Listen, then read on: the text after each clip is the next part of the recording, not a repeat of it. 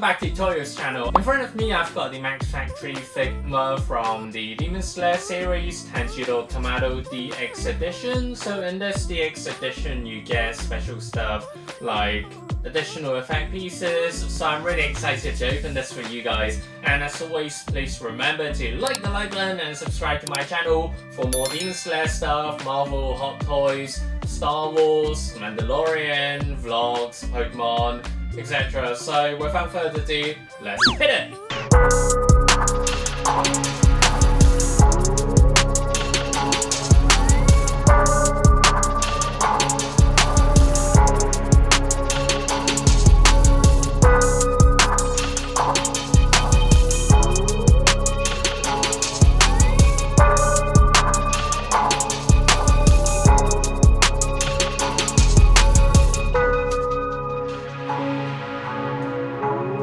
Personally, I haven't bought a Figma figure for a very long time. This one just got me back to it because of the Demon Slayer series. And also, it's the first one in the line, so we've got Tanjiro with the Hirokami Kagura fire effects. On the front of the box, it looks absolutely amazing. And at the bottom, you get this kind of prestige DX edition, Tanjiro Kamado, kind of golden line here. It makes it feel so good because it just makes it all the more special. And complementing the finishing on the box, it's very smooth and it's got this thin coating of plastic that makes it very smooth and kind of matte as well in the finishing, so it looks absolutely prestige. And I really like how they've simplified a lot of the things for the box. Just the figure here on the right, the golden bar there at the bottom, the DX edition, and also just the very tiny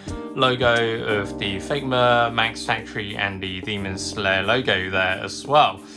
This is for 15 years and up on the bottom left. And let's switch to the side.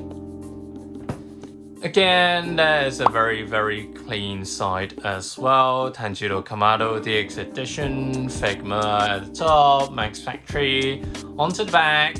It gives you a glimpse of what you are to expect within the box. From what we can see, there are 3 heads. Surprising, like WTF face here as such. It's quite amusing. On the other side, there is the Tanjiro here. Looks pretty cool, I think, because of the color contrast with the brownish gold at the top and bottom, complementing with the Tanjiro green right in the middle on the background, as well as, of course, on his cape as well. Now let's open him up.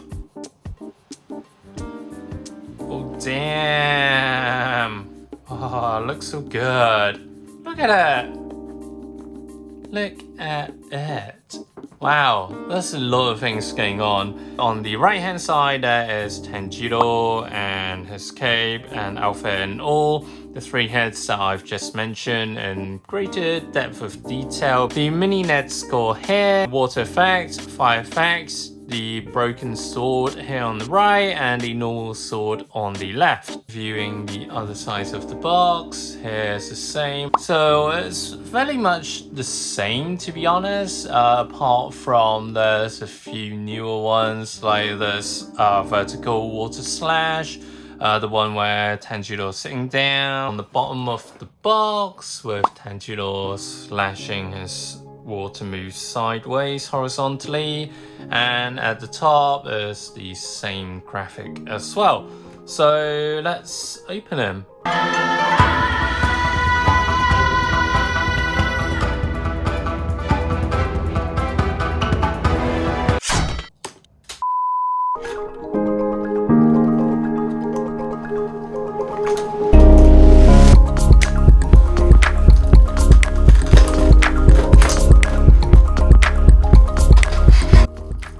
Let's have a look at the Tanjiro figure first. In terms of the head sculpt, I quite like what they've done here. The plastic is nice, the finishing is great as well, especially with the mark on his forehead. The eyes are very accurately done as well, as you can see the iris with the burgundy red right in the middle, and also you can see those little lines as well there in the middle of the iris. So it's pretty cool. In terms of the scalp, it's very simplistic. Mouth is a bit debatable because the line is not consistent. Not sure if you can see it on camera, but it definitely needs improving. And in terms of the hair, simplistic scalp does its job well, and also with the coloring is great, I think, because there is the gradient of the darker black there at the bottom, and it gets lighter with the brownish red there at the top, kind of like a burgundy but dark burgundy.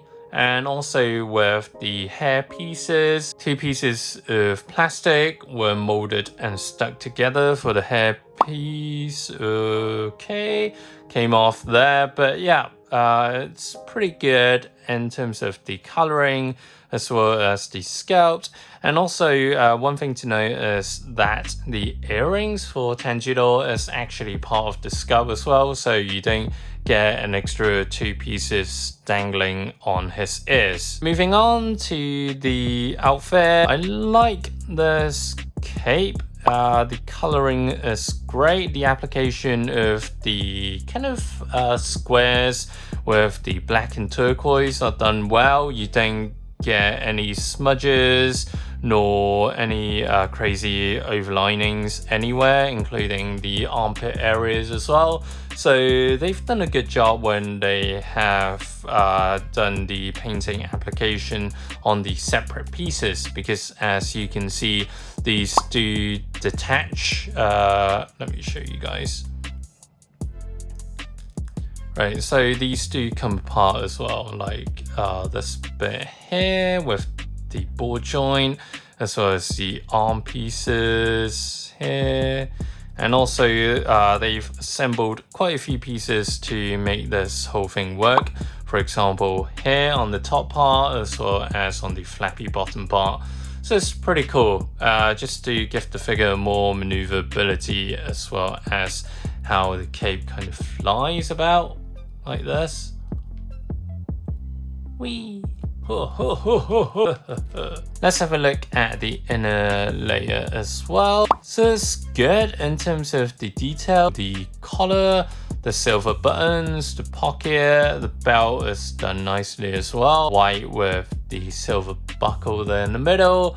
Also with the sheath for the sword. Very simplistic, not a lot there.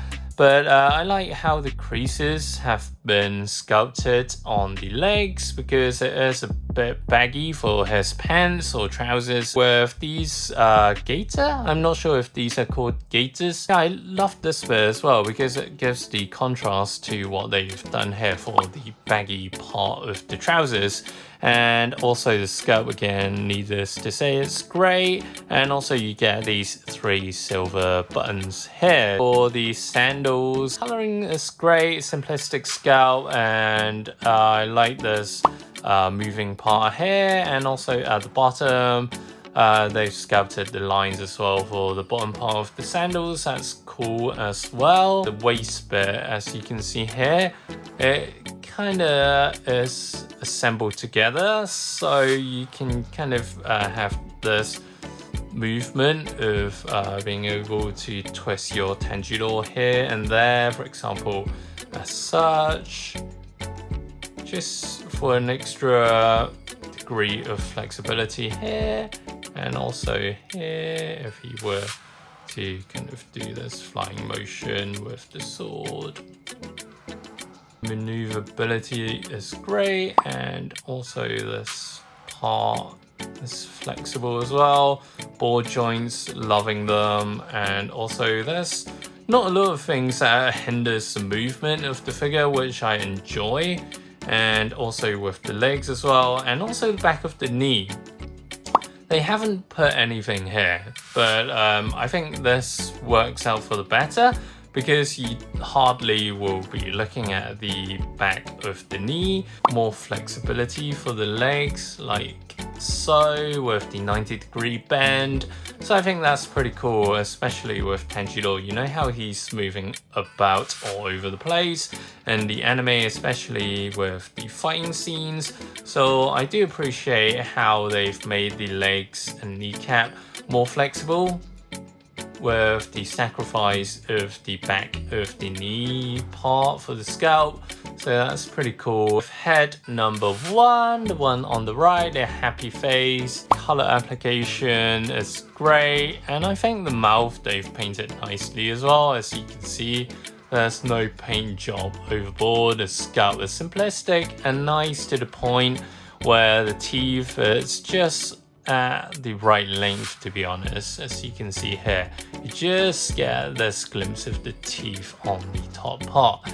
And also, again, similar to the previous head sculpt that we've seen with the figure, eyes are nice, brows, patch on his forehead, the earrings, they all look good, to be honest. And the sculpt is simplistic and does his job well. Angry face in the middle. Eyes are nice as well, because you get this kind of wrinkle here, as well as one above the eyes. So he's in a more angry state. And also with the teeth, again, it's nicely done as well, nicely painted and sculpted, and with the lines on the teeth, that I really appreciate, because that's difficult to do. But I think Max Factory have done a good job here, and it just really separates the really essential part for the teeth areas on the mouth, because you need to see the distinct lines to separate the top and the bottom layers of the teeth. Onto this confused face scout, I do like this. This is really funny, and I can't wait to kind of make stupid or silly poses with Tanjiro with this face, especially because it's like, what the fuck? Yeah, that kind of face. So it's pretty funny. With this Nezuko figure, details are great, the eyes are great, as you can see, nicely printed, and the scalp is great as well. And also with the bamboo mouthpiece, yep, good job. No real complaint here for such a small piece. And also the scalp for the hands, the clothing, as well as the inner layer of the patterns in pink looks really great. And also with the hair, it's kind of a simple block, but they've done a nice job at sculpting this block, and also the color job is nice. And because it's not a cheap figure that you pay for, so of course you expect something more than mediocre or adequate. So I quite like this. And also with the upcoming Nezuko Figma figure, they do include the box, and you can essentially put this Nezuko figure in the box. So I'll probably get that figure as well, just to show you guys, as well as want it for my collection. Move on to the swords. So let me grab both of them. Sword handle, I think they've nailed it. Like, they really nailed it in terms of the details. Scalp is fantastic. These parts, they're not printed on, they're sculpted. They're very symmetrical, they are very uniformed, and even the red bits is kind of going in a bit, indented, if you will. So the color is a separate layer of color that has been applied to the paint job, and I think it's a really nice sculpt. It's just crazy how small it is. Well, maybe I've got small fingers and hand already, but this is the sheer size of it. That's how crazy it is. And also with these are the real holes that you can, let me poke through for you guys. So you can actually prod through with the sword. Get a normal sword here on the right hand side. Similar to the one-to-one that I have got. Enough details, not like an overwhelming amount of details, but I think in terms of the scalp, In terms of the scout of the sword handle, as well as this circular part, they've done an amazing job already. So well done, Max Factory. You've got a really great sculpting team there. It's unbelievable.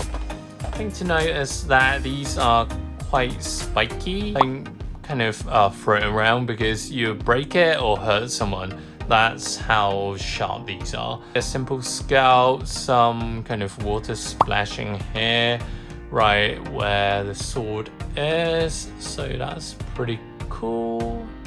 So you can see the sword.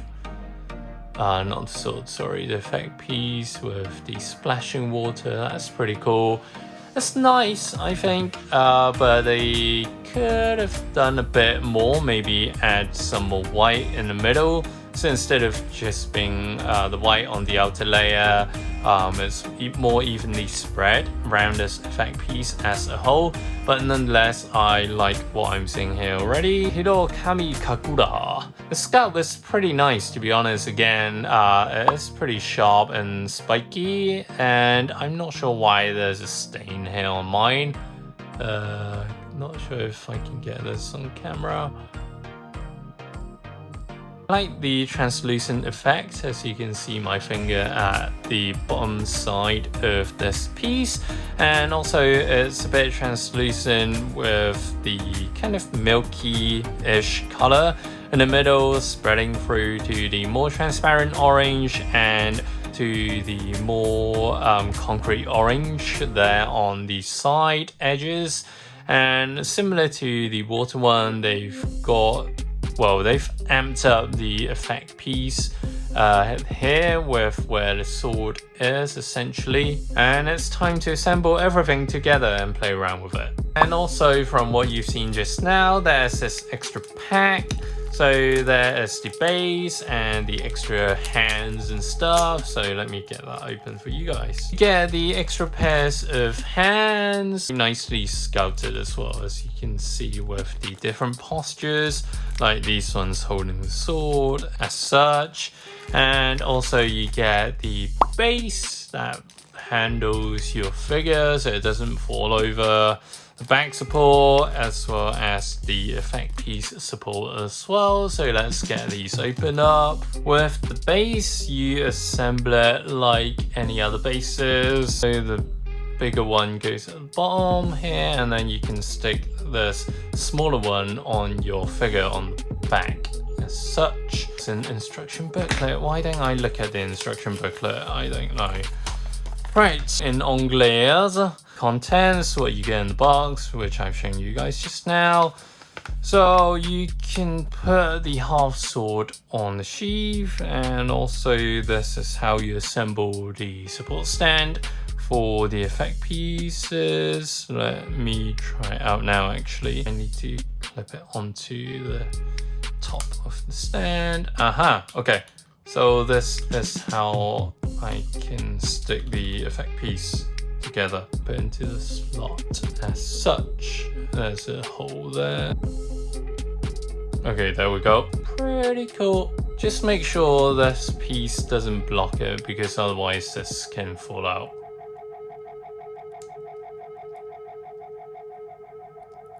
And how about switching to an angry face? It's actually quite easy to take out, to be honest.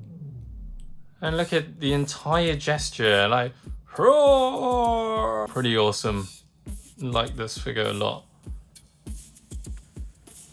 It's quite a sturdy support, to be honest, because the ones from Mafex is quite flimsy, and also the Hasek Chef ones are here and there, but the Figma ones seem to be doing a good job.